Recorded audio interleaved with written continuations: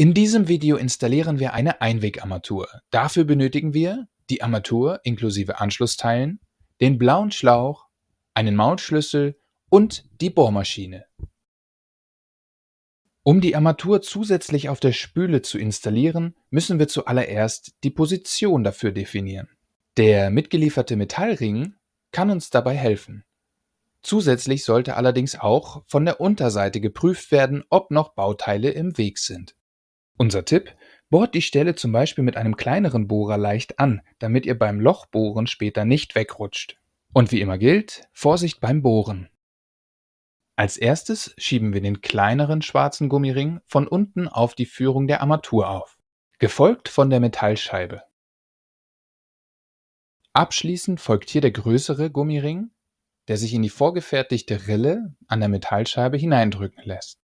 Wir stecken den Wasserhahn jetzt durch das vorgebohrte Loch in der Spüle und richten ihn zum Waschbecken hin aus.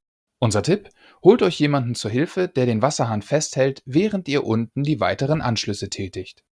Unter der Spüle drehen wir uns die folgenden zwei Bauteile von unten auf das Gewinde der Armatur auf und drehen es von Hand fest an. Die Schnellkupplung stecken wir, gemeinsam mit dem blauen Clip, von unten an die Armatur. Dort können wir jetzt ein Ende des blauen Schlauches von unten hineinschieben. Wir ziehen den blauen Schlauch vorsichtig nach unten, um den blauen Clip in der Führung fixieren zu können. Als nächstes wollen wir am Ausgang unseres letzten Filters die Schlauchverbindung herstellen, in diesem Fall am Nachfilter. Den Schlauch vom Wasserhahn kommend können wir jetzt auf die gewünschte Länge zuschneiden.